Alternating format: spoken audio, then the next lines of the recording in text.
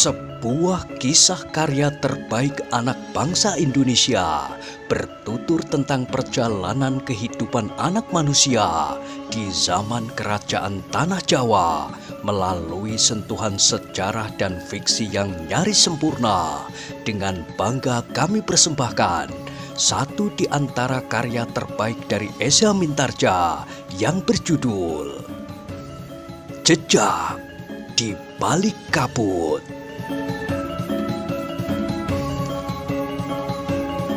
Pada kesempatan yang sangat baik ini, kita masuk pada episode yang ke-51. Selamat menikmati. Pada episode sebelumnya telah diceritakan, kedua orang itu pun telah naik dan duduk di pendopo, sementara Wijang telah pergi ke belakang lewat pintu seketeng. Sebenarnya lah, Wijang menjadi gelisah melihat wujud kedua orang itu. Meskipun keduanya berusaha untuk bersikap wajar, tetapi Wijang segera mengenalinya bahwa keduanya adalah orang-orang kasar dan keras. Sementara itu, keduanya sama sekali tidak menunjukkan ciri dan pertanda siapakah kedua orang itu. Sejenak kemudian Wijang pun telah menemui Paksi Pamekasan yang sedang sibuk membelah kayu bakar. Diajaknya Paksi Pamekasan menemui Ki Pananggungan untuk memberitahukan kehadiran dua orang tamu yang agak mencurigakan. Ketika hal itu disampaikan kepada Ki Pananggungan, maka Ki Pananggungan itu pun mengangguk-angguk sambil berkata, "Baiklah, aku akan menemui mereka." Sejenak kemudian, maka Ki Pananggungan pun telah duduk bersama kedua orang tamunya. Ia sependapat dengan Wijang bahwa sebaiknya ia berhati-hati menghadapi kedua orang tamu itu. Ki Pananggungan pun kemudian telah memperkenalkan dirinya. Kemudian ia pun bertanya, "Siapakah kisanak berdua ini?" "Kami adalah orang-orang yang mendapat kepercayaan dari Haryo Wisoko untuk menjemput Pangeran Benowo." Ki Pananggungan terkejut, tetapi dengan serta-merta ia berusaha untuk menghilangkan kesan perasaannya itu dari wajahnya. Dengan dahi yang berkerut ia pun bertanya, "Maaf Kisanak, apakah Kisanak menyebut nama Pangeran Benowo?" "Ya, bukankah Pangeran Benowo ada di sini?" Ki Pananggungan termangu-mangu sejenak. Ketika kedua orang itu datang, yang menerima adalah Wijang. Seandainya benar mereka adalah utusan Haryo Wisoko, agaknya kedua orang itu tentu belum pernah melihat orang yang bernama Pangeran Benowo itu. Dengan nada tinggi Ki Pananggungan itu pun berkata, "Kisanak, semalam aku tidak bermimpi melihat rembulan." "Apa maksudmu Ki Pananggungan?" "Alangkah bahagianya aku jika seorang pangeran berkenan mengunjungi rumahku, dan apalagi tinggal di rumahku ini. Aku seorang petani yang tidak pernah meninggalkan padukuhan ini sejak kanak-kanak. Tiba-tiba saja mendengar bahwa seorang pangeran berada di rumahku. Kisanak, bukankah pangeran itu anak seorang raja?" "Ya, pangeran adalah anak seorang raja. Anak raja itu melarikan diri dari istana. Ia telah mencuri benda yang paling berharga milik ayahandanya. Karena itu, maka pangeran itu pun mengembara sampai kemana-mana. Nah, dalam pengembaraan itulah agaknya ia sampai ke rumah ini." "Tolong Kisanak, jangan membuat aku bingung." "Ki Pananggungan, menurut pendengaranku, ada dua orang anak muda di rumah ini. Anak muda yang baru beberapa hari berada di sini." Ki Pananggungan memang menjadi berdebar-debar, tetapi ia menjawab, "Ya, kedua orang kemenakanku memang ada di sini. Nah, aku ingin berbicara dengan mereka." "Oh, jadi Kisanak curiga bahwa salah seorang dari kedua orang kemenakanku itu seorang pangeran?" Aku memang mencurigai semua orang, termasuk kau Ki Pananggungan. Baiklah Kisanak, aku akan memanggil mereka. Tetapi Kisanak belum menjawab pertanyaanku. Siapakah Kisanak berdua ini? Apakah Kisanak berdua juga keluarga istana, sebagaimana Pangeran Benowo? Kami bukan keluarga istana Ki Pananggungan. Kami berdua adalah dua orang saudara seperguruan yang ditugaskan oleh Haryo Wisoko untuk menjemput Pangeran Benowo. Haryo Wisoko itulah yang masih terhitung keluarga istana Pajang. Nama Kisanak berdua? Bertanya Ki Pananggungan yang sengaja mengulur waktu. Ia yakin bahwa Wijang dan Paksi Pamekasan berusaha mendengarkan pembicaraan mereka di pendopo itu. Ki Pananggungan berharap agar Paksi Pamekasan dan Wijang sempat bersiap-siap untuk menemui kedua orang itu. Namaku Ki Songgokoyo dan ini adik seperguruanku. Namanya Ki Surotopo. Baiklah Ki Songgokoyo dan Ki Surotopo, aku akan memanggil kedua orang kemenakanku. Tetapi seperti aku katakan, mereka adalah kemenakanku. Aku tahu benar sejak mereka dilahirkan dan dibesarkan. Jangankan seorang pangeran, melihat Pajang pun mereka belum pernah. Ah, sudahlah. Sikap orang yang bernama Ki Songgokoyo itu mulai menjadi kasar. Bawa keduanya kemari. Ki Pananggungan pun kemudian telah bergeser justru turun ke samping pendopo. Ia masuk ke dalam tidak lewat pintu peringgitan, tetapi lewat pintu seketeng.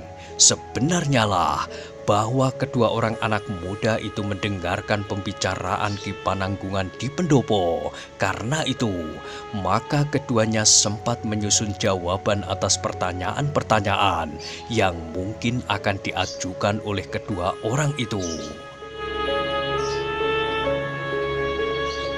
Jawaban kita harus sama, berkata Wijang. Sejenak kemudian, Wijang dan Paksi Pamekasan itu pun telah duduk pula di pendopo. Ki Pananggungan itulah yang justru bertanya lebih dahulu. Nah, jika salah seorang kemenakanku ini seorang pangeran, yang manakah yang bernama Pangeran Benowo? Karena keduanya adalah saudara kandung. Maka jika salah seorang di antara mereka pangeran, maka yang lain pun tentu pangeran pula. Kedua orang itu memang menjadi bimbang, justru karena ada dua orang anak muda yang dihadapkan kepadanya. Namun rasa-rasanya, kedua orang anak muda itu memang tidak pantas jika mereka anak-anak petani kebanyakan. Wujudnya berbeda dan sikapnya pun berbeda pula. Dalam pada itu Wijang pun bertanya, "Apakah maksud paman?" Kedua tamu kita ini mencari seorang pangeran yang meninggalkan istana. Mereka menduga bahwa pangeran yang mereka cari itu berada di rumah ini. Karena mereka mendengar bahwa di rumah ini telah tinggal dua orang anak muda yang belum lama berada di Kembang Arum. Karena itu, maka aku bawa kalian berdua menemui mereka agar mereka menunjuk siapakah di antara mereka yang bernama Pangeran Benowo. Pangeran? Desis Wijang. Bukankah pangeran itu anak seorang raja? Itulah sebabnya, maka biarlah mereka memilih di antara kalian berdua. Wijang dan Paksi Pamekasan memandang kedua orang itu berganti-ganti. Sambil tersenyum Paksi Pamekasan pun berkata, alangkah senangnya menjadi anak seorang raja. Cukup! Bentak salah seorang dari kedua orang itu. Agaknya orang itu benar-benar kebingungan untuk memilih. Sudah tentu bahwa bukan kedua-duanya adalah Pangeran Benowo. Sementara itu, Ki Pananggungan berkata, "Ki Songgokoyo, keduanya adalah kemenakanku yang lahir dari adik kandungku. Bagaimana aku dapat menunjukkan bahwa salah seorang dari mereka adalah seorang pangeran?" Wajah kedua orang itu menjadi tegang. Seorang di antara mereka tiba-tiba berkata, "Kita bawa kedua-duanya. Kita tunjukkan kepada Ki Rangga Sumowerdi apakah salah seorang dari keduanya adalah Pangeran Benowo? Kisanak, berkata Ki Pananggungan, bukankah itu sia-sia? Ki Rangga Sumowerdi akan dapat mengenali Pangeran Benowo di Istana Pajang. Ki Rangga Sumowerdi bukan saja pernah melihat Pangeran Benowo, tetapi ia dapat mengenal dengan baik pangeran itu, bahkan pernah melayaninya di saat-saat tertentu. Jantung Wijang memang berdebaran. Ia pun mengenal orang yang bernama Sumowerdi, seorang yang mengenal benar watak dan sifat seekor kuda. Sejak muda Ki Rangga Sumowerdi sudah bergelut dengan kuda di Istana Pajang. Sekali-sekali Pangeran Benowo memang berhubungan dengan Ki Rangga Sumowerdi, khususnya dalam hubungannya dengan kuda, karena Pangeran Benowo juga seorang penggemar kuda. Namun dalam pada itu Ki Pananggungan pun bertanya, "Di manakah Ki Rangga Sumowerdi itu sekarang?" "Untuk apa kau bertanya?" "Bukan untuk apa-apa, tetapi jika kalian membawa kemenanganku kepadanya, maka sebaiknya aku tahu di manakah Ki Rangga itu tinggal." "Aku minta kau diam, Ki Pananggungan," geram Ki Surotopo yang mulai menunjukkan wataknya yang sebenarnya. "Apapun yang akan kami lakukan, biarlah kami lakukan. Tetapi jika hal itu menyangkut kedua orang kemenakanku, bukankah wajar jika aku ingin mengetahuinya?" "Aku minta kau diam, kau dengar. Aku akan membawa kedua orang kemenakanmu." Ayah dan ibunya tentu akan menjadi bingung. Mereka akan menuntut tanggung jawabku karena kedua anaknya sedang berada di rumahku. "Aku tidak peduli," Ki Songgo Koyo berteriak. "Aku akan membawa kedua kemenakanmu. Biarlah Ki Rangga Sumowerdi yang memilihnya." "Jika ternyata kedua-duanya bukan yang dimaksud?" bertanya Ki Pananggungan. "Kau terlalu banyak bertanya," bentak Ki Surotopo. Ki Pananggungan memandang Wijang dan Paksi Pameka sekilas. Wijanglah yang kemudian menjawab, "Baiklah, biarlah kami berdua dibawa oleh keduanya. Setelah orang yang bernama Ki Rangga Sumowerdi itu melihat kami, maka kami akan segera dilepaskan, Paman. Kami akan segera pulang." "Belum tentu," teriak Ki Songgo Koyo. "Kenapa belum tentu?" bertanya Wijang. "Jika Ki Rangga Sumowerdi memerlukan budak seperti kalian berdua, maka kalian berdua akan dijadikan budaknya." "Tetapi kami tidak ingin menjadi budak," sahut Wijang. "Kami tidak peduli, ingin atau tidak ingin. Jika kalian dibutuhkan, maka kalian harus melakukannya. Mungkin Ki Rangga Sumowerdi membutuhkan kalian, tetapi mungkin juga Haryo Wisoko sendiri. Kami tidak berkeberatan untuk menghadap Ki Rangga, jika itu sekedar untuk melihat apakah salah seorang dari kami seorang anak raja." Lalu katanya selanjutnya, "Tetapi kami tidak ingin menjadi budak. Jika kau sekali lagi mengatakannya, aku akan menampar mulutmu," geram Ki Songgo Koyo. "Sekarang kita akan pergi." "Tetapi aku minta, setelah Ki Rangga Sumowerdi melihatnya, keduanya akan pulang dengan selamat." "Tutup mulutmu, atau aku yang akan menutupnya." Ki Pananggungan pun terdiam, sementara Ki Songgo Koyo itu pun berkata, "Kita akan pergi sekarang." "Biarlah mereka berganti pakaian dahulu, Kisanak," berkata Ki Pananggungan. "Tidak pantas untuk menghadap Ki Rangga Sumowerdi dengan pakaian seperti itu." Ki Songgo Koyo itu termangu-mangu sejenak, namun kemudian katanya, "Cepat, aku tidak mempunyai banyak waktu, tetapi jika kalian melarikan diri, pamanmu akan aku bunuh di sini." "Ah, jangan menakut-nakuti, Kisanak," desis Ki Pananggungan. "Aku tidak menakut-nakuti, aku benar-benar akan melakukannya." "Maksudku, kau membuat aku menjadi ngeri. Membunuh adalah memisahkan nyawa dari tubuhnya, sehingga untuk selama-lamanya tidak akan dapat menyatu kembali. Bukankah itu mengerikan sekali?" Tetapi jika kemenakanmu atau salah seorang daripadanya melarikan diri, maka aku benar-benar akan membunuhmu. Kemenakanku tidak akan lari, Kisanak. Jangan hanya berbicara saja, biarlah kedua kemenakanmu itu cepat berganti pakaian. Wijang dan Paksi Pamekasan pun kemudian beringsut meninggalkan kedua orang tamu yang mendebarkan itu. Digandok Wijang berdesis. Jika aku benar-benar bertemu dengan Kirangga Sumowerdi, maka petualangan ini akan segera berakhir, atau kita harus menjadi orang-orang buruan. Kita sudah menjadi orang buruan sekarang, sahut Paksi Pamekasan. Jika aku bertemu dengan Kirangga, maka hanya ada dua kemungkinan, membunuh atau dibunuh. Kecuali kita menyerah. Ya, bukankah sudah aku katakan, menyerah adalah salah satu kemungkinan. Tetapi dengan demikian, kita akan jatuh ke tangan Haryo Wisoko. Nah, kau tahu akibatnya, cincin yang aku bawa itu akan diambilnya.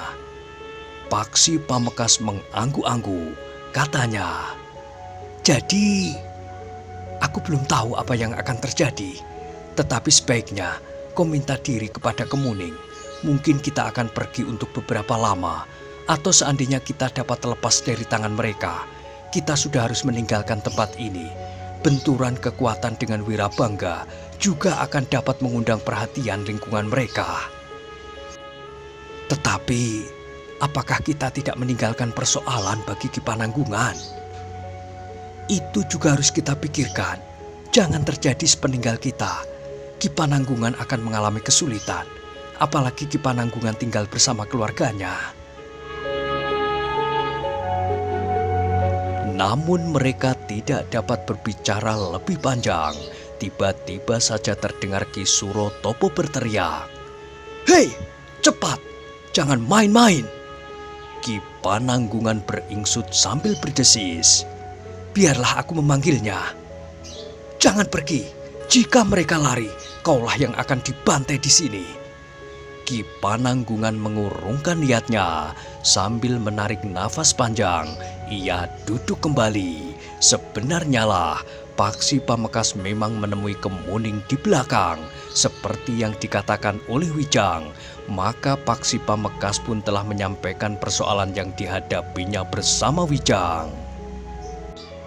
Kedua orang itu akan membawa kami. Kenapa? Persoalannya tidak jelas, tetapi kami akan pergi. Mudah-mudahan kami akan segera kembali. Tetapi jika persoalannya berkembang, mungkin kami akan pergi untuk beberapa lama. Tetapi bukankah Kakang akan kembali kapanpun? Aku akan kembali ke Muning. Kita akan berdoa. Kakang akan minta diri kepada Bibi. Tolong, kau sajalah yang menyampaikannya. Kedua orang itu agaknya sudah tidak sabar. Mereka mulai berteriak-teriak. Nanti jika Paman Pananggungan kehabisan kesabaran, persoalannya akan menjadi lain. Kemuning tidak dapat menahannya. Dilepaskannya Paksi Pamekasan pergi. Tetapi Kemuning tidak kehilangan harapan. Ia tahu bahwa Paksi Pamekasan berilmu tinggi. Demikian pula Wijang, sehingga keduanya akan dapat menjaga diri. Sejenak kemudian, Paksi Pamekasan dan Wijang telah berada di pendopo. Paksi Pamekasan tidak lupa membawa tongkatnya. Sementara itu Wijang telah mengenakan perisainya di bawah lengan bajunya.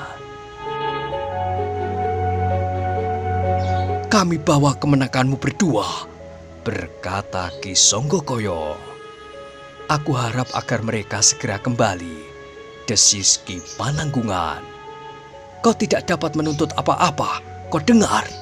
Bentak Ki Surotopo. Ki Pananggungan tidak menjawab, tetapi ia pun berpesan kepada Wijang dan Paksi Pamekasan. Berhati-hatilah. Tetapi pesan itu pun membuat Ki Songgokoyo membentak. Untuk apa kau pesankan hal itu kepada kemenakanmu? Hati-hati atau tidak hati-hati, akibatnya akan sama saja bagi keduanya. Jika mereka memang pantas kembali, mereka akan kembali. Jika tidak, kau mau apa? Tolong Kisanak, kedua orang tuanya akan sangat bersedih. Apa peduliku? Jika orang tuanya mau bunuh diri, biarlah mereka melakukannya. Aku tidak akan kehilangan apa-apa. Tetapi bukankah kita dapat sedikit bertenggang rasa? Hanya orang cengeng sajalah yang harus bertenggang rasa.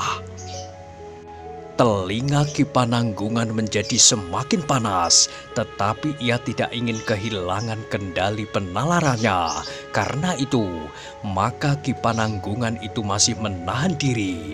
Demikianlah, maka kedua orang itu pun meninggalkan rumah Ki Pananggungan dengan membawa Wijang dan Paksi Pamekasan. Di regol halaman, Ki Surotopo sempat membentak, "Buat apa kau membawa tongkat seperti seorang kakek-kakek?" "Tongkat ini pemberian kakekku, Ki Surotopo. Aku sangat mengasihi kakekku." "Kau contoh seorang yang cengeng itu," geram Ki Surotopo. Tetapi Ki Surotopo itu membiarkan Paksi Pamekasan membawa tongkatnya. Sejenak kemudian, maka mereka pun telah menyusuri jalan padukuhan. Sejenak kemudian, mereka telah keluar dari mulut jalan, memasuki bulak yang panjang. Gangsar melihat mereka berempat dari kejauhan. Kepergian kedua kemenakan Ki Pananggungan itu sedikit melapangkan dadanya, meskipun ia tahu bahwa untuk mulai kembali hubungannya dengan Kemuning, ia memerlukan waktu. "Aku harap tidak akan pernah kembali," berkata Gangsar di dalam hatinya. Dalam pada itu Wijang dan Paksi Pamekasan berjalan di depan. Sementara itu Ki Songgo Koyo dan Ki Surotopo berjalan beberapa langkah di belakangnya. Namun Ki Surotopo itu sudah memberi peringatan. "Jangan berbuat aneh-aneh. Ingat, kami dapat membunuhmu tanpa sebab dan tanpa akibat apapun bagi kami. Jika kalian membunuh kami, sementara salah seorang dari kami benar-benar Pangeran Benowo, maka kalian akan digantung oleh Ki Rangga Sumowerdi." "Iblis kau!" geram Ki Surotopo. "Meskipun salah seorang di antara kalian adalah Pangeran Benowo, jika kalian sudah mati, maka tak akan ada seorang pun yang menjadi saksi. Kalian akan dapat saling menjadi saksi." "Gila, itu berarti kami menjerat leher kami sendiri." "Sekarang kalian dapat berkata seperti itu, tetapi jika pada suatu saat kalian berebut kepentingan, maka kalian akan saling mengkhianati." "Diam kau monyet kecil!" bentak Ki Surotopo. Wijang memang terdiam. Sementara itu, Paksi Pamekasan pun tidak menyahut sama sekali. Berempat mereka berjalan semakin jauh. Ketika mereka berada di sebuah bulak yang luas, maka Ki Songgo Koyo itu pun berbisik kepada Ki Surotopo. "Kenapa kedua kelinci ini harus dibawa menghadap Ki Rangga Sumowerdi? Maksudmu, bukankah ini datang dari Ki Rangga Sumowerdi?" "Aku tahu, tetapi kita pun tahu apa yang sebenarnya dikehendaki oleh Ki Rangga Sumowerdi." "Ya, kita tahu Pangeran Benowo itu akan diserahkan kepada Haryo Wisoko." "Kau jangan terlalu dungu. Aku yakin seandainya kita serahkan Pangeran Benowo, maka Pangeran Benowo itu tidak akan diserahkan kepada Haryo Wisoko. Belum tentu cincin itu ada pada orang itu. Dugaan itu bersumber dari istana, dari Haryo Wisoko dan orang-orangnya, yang kemudian mulut-mulut yang tidak dapat menyimpan rahasia itu telah menebarkan dugaan ini. Kalau dugaan ini salah, biarlah Haryo Wisoko menanggung dosanya." Ki Surotopo termangu-mangu sejenak, sementara Ki Songgo Koyo berdesis, "Daripada cincin itu jatuh ke tangan Ki Sumowerdi, kenapa tidak kita ambil saja dari Pangeran Benowo itu?" "Mana yang Pangeran Benowo? Salah seorang dari kedua orang anak muda itu. Aku tidak yakin bahwa salah seorang dari mereka adalah Pangeran Benowo. Seandainya bukan, kita pun tidak dirugikan. Mereka bukan anak cucu kita, bukan sanak kadang. Jadi, kita minta cincin itu. Jika mereka tidak memberikan, kita akan membunuhnya dan mengambil cincin itu. Jika mereka benar-benar tidak membawa cincin itu, tidak apa-apa, kita cari yang lain. Tetapi kita sudah terlanjur membunuh mereka. Apa salahnya? Sudah aku katakan, anak itu bukan sanak kadang kita. Ki Surotopo termangu-mangu sejenak. Dipandanginya kedua orang anak muda yang berjalan di hadapan mereka. Sejenak kemudian, Ki Surotopo itu pun mengangguk-angguk sambil berkata, "Baik, kita akan memaksa mereka menyerahkan cincin itu, atau kita akan membunuh mereka dan mengambil cincin itu dari mereka." Namun kedua orang itu tidak tahu sama sekali bahwa kedua anak muda yang berilmu tinggi itu telah mengeterapkan ilmu Sabto Pangrungu, sehingga mereka dapat mendengar percakapan kedua orang itu meskipun lama-telamat. Tetapi keduanya mengerti apa yang akan dilakukan kedua orang itu kepada mereka.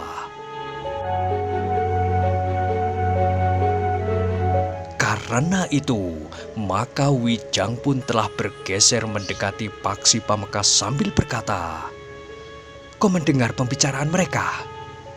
"Iya, ternyata mereka adalah orang-orang yang sangat licik. Ya, mereka telah mengkhianati pemimpinnya. Tetapi menurut mereka, Ki Rangga Sumowerdi itu juga seorang yang sangat licik." Paksi Pamekasan menarik nafas dalam-dalam, namun ia tidak sempat menjawab karena Ki Songgokoyo dan Ki Surotopo telah menyusul mereka dan berjalan di sebelah menyebelah Wijang dan Paksi Pamekasan. "Kita berhenti sebentar," berkata Ki Songgokoyo. "Kenapa?" bertanya Wijang. "Berhenti, kau dengar, kau tidak usah bertanya untuk apa." Wijang dan Paksi Pamekasan pun berhenti, sementara Ki Songgokoyo dan Ki Surotopo berdiri pada jarak beberapa langkah. "Aku masih ingin bertanya kepada kalian, siapakah di antara kalian yang bernama Benowo?" "Tidak ada," jawab Wijang. "Namaku Wijang, adikku namanya Paksi." "Cukup," bentak Ki Songgokoyo. "Aku tidak mempunyai waktu untuk mendengarkan igauanmu. Sekali lagi aku bertanya, siapakah di antara kalian yang bernama Benowo?" Wijang pun menjawab, "Sekali lagi aku jelaskan, tidak ada di antara kami yang bernama Benowo." "Jangan ingkar, kalian sekarang berada di Bulak yang luas. Tidak ada orang yang kebetulan berada di sawahnya. Tidak ada orang yang lewat di jalan yang sepi ini. Karena itu, kalian tidak akan dapat mencari pertolongan kepada siapapun juga." "Pertolongan apa? Jika kalian tidak mau mengaku bahwa salah seorang dari kalian adalah Pangeran Benowo, maka kami akan membunuh kalian." "Kalian tidak dapat berbuat demikian. Kami tidak bersalah. Karena itu, mengakulah. Kemudian serahkan cincin permata 3 butir batu akik itu kepadaku." "Kami tidak mengerti apa yang kau maksudkan," desis Wijang. "Cukup, permainan kalian tidak menarik lagi. Cepat, serahkan cincin itu." "Sudah aku katakan, aku tidak mengerti apa yang kalian maksudkan. Kami tidak mengerti tentang Pangeran Benowo. Kami tidak mengerti tentang cincin bermata 3 itu." "Cukup, aku tidak ingin mendengar jawabanmu lagi. Aku ingin kau mengambil cincin itu dan serahkan kepadaku. Tidak ada gunanya kau ingkar, karena aku akan membunuhmu dan mengambil cincin itu dari kantong ikat pinggangmu atau kantong bajumu." Wijang pun akhirnya menjadi jemu. Karena itu maka ia pun berpaling kepada Paksi Pamekasan sambil berkata, "Apakah kau masih sanggup melanjutkan permainan ini? Kata mereka, permainan kita sudah tidak menarik lagi. Jadi, kita akan mengakhiri permainan ini. Baiklah." Wijang pun mengangguk-angguk, lalu katanya kepada Ki Songgokoyo, "Kisanak, aku pun sudah jemu dengan permainan ini. Sekarang, dengarkan. Aku tidak mau berbicara lagi tentang cincin itu dan tentang Pangeran Benowo. Tidak ada gunanya berbicara dengan orang-orang licik seperti kalian. Seandainya kau berhadapan dengan Pangeran Benowo dan Pangeran Benowo itu bersedia menyerahkan cincin yang kau maksud, maka akhirnya kau akan berusaha membunuhnya juga. Karena itu, seandainya Pangeran Benowo itu ada, ia tentu tidak akan menyerahkan cincin yang kau maksudkan. Tentu kami tidak akan membunuhnya. Jika Pangeran Benowo itu bersedia menyerahkan cincinnya, aku akan membebaskannya." "Kau sangat licik tetapi bodoh. Kau kira orang lain apalagi Pangeran Benowo dapat mempercayaimu? Jika kau ambil cincinnya dan Pangeran Benowo itu kau lepaskan, bukankah mulut Pangeran Benowo itu dapat bercerita kepada Haryo Wisoko atau kepada Ki Rangga Sumowerdi bahwa cincin itu sudah kau ambil? Kami sudah tidak akan mendekati mereka lagi. Kami sudah berada jauh dari Pajang." "Kau berkata sebenarnya?" "Aku berkata sebenarnya. Aku bersumpah, disaksikan oleh bumi dan langit. Jika aku ingkar, maka biarlah aku pertaruhkan nyawaku dan nyawa saudaraku. Benowo akan aku bebaskan." Wijang mengangguk-angguk, katanya, "Baiklah, aku akan menyerahkan cincin itu. Tetapi biarlah kami tetap hidup. Akulah Pangeran Benowo itu." Ki Songgokoyo dan Ki Surotopo itu justru terkejut. Sejenak mereka justru bagaikan membeku. Namun kemudian Ki Songgokoyo itu pun berkata, "Kau berkata sebenarnya? Bukankah jawaban itu yang kau kehendaki?" Kedua orang itu saling berpandangan. Justru pengakuan yang tiba-tiba itu membuat mereka menjadi ragu-ragu. Tetapi Paksi Pamekaslah yang kemudian terkejut. Ia melihat Wijang benar-benar mengambil cincin permata 3 yang disimpannya dan menunjukkannya kepada orang itu. "Inikah yang kau cari?" Paksi Pamekas bergeser mendekat sambil berdesis, "Apakah kau kena sihirnya?" Tetapi Wijang hanya tersenyum saja. Bahkan diserahkannya cincin itu kepada Ki Songgokoyo. Ki Songgokoyo menjadi bagaikan bermimpi. Diterimanya cincin bermata 3 butir batu akik itu. Cincin yang menjadi buruan banyak orang. Para pemimpin padepokan dari berbagai aliran. Bahkan keluarga istana sendiri. Tiba-tiba cincin itu sudah berada di tangannya. Ki Songgokoyo mencium cincin itu sambil berdesis, "Akulah yang akhirnya memiliki cincin ini." Namun Wijang pun kemudian bertanya, "Tetapi kenapa kau berniat mengkhianati Ki Rangga Sumowerdi yang kau duga akan berkhianat pula kepada Haryo Wisoko? Bukankah Ki Rangga Sumowerdi termasuk seorang yang setia?" "Dari mana kau tahu bahwa kami menduga tentang kemungkinan pengkhianatan Ki Rangga Sumowerdi terhadap Haryo Wisoko? Bukankah kau dan saudaramu itu tadi membicarakannya? Dari pembicaraan kalian pula aku mendengar bahwa kalian berniat mengkhianati Ki Rangga Sumowerdi." "Ah, sudahlah," berkata Ki Songgokoyo. "Apapun yang ingin kami lakukan, akan kami lakukan. Nah, sekarang pergilah. Jangan memburu Pangeran Benowo lagi. Cincin itu sudah ada di tanganmu." Ki Songgokoyo menarik nafas dalam-dalam. Katanya, "Jika aku pergi, maka kau tentu akan mentertawakan aku. Alangkah dungunya aku dan saudaraku itu." "Kenapa?" "Seperti katamu, kau punya mulut yang dapat bercerita kepada Ki Rangga Sumowerdi atau kepada Haryo Wisoko. Jadi, sayang anak muda bahwa kami tidak akan dapat membiarkan kalian berdua pergi." "Tetapi bukankah kalian sudah berjanji?" "Janji kadang-kadang dapat dilupakan. Tetapi kau sudah bersumpah, disaksikan langit dan bumi. Jika kau melanggar sumpahmu, maka nyawamu kau pertaruhkan." Ki Songgokoyo itu tertawa. katanya. Kau percaya kepada sumpah seseorang? Sumpah sama halnya dengan janji. Karena itu, terimalah nasibmu yang buruk. Kalian berdua akan mati. Pangeran Benowo akan mati. Aku tidak tahu siapakah anak muda yang menyertai Pangeran Benowo ini. Tetapi nasibnya sama buruknya dengan nasib Pangeran Benowo. Aku akan menemui Ki Rangga Sumowerdi dan mengatakan bahwa aku tidak bertemu dengan Pangeran Benowo. Tetapi kami berdua masih belum ingin mati. Terima sajalah nasib kalian. Kalian tidak mempunyai pilihan lain. Tetapi ingat Kisanak, kau dan saudaramu akan dimakan oleh sumpahmu sendiri. Ki Songgo Koyo masih saja tertawa. Ki Surotopo pun tertawa pula.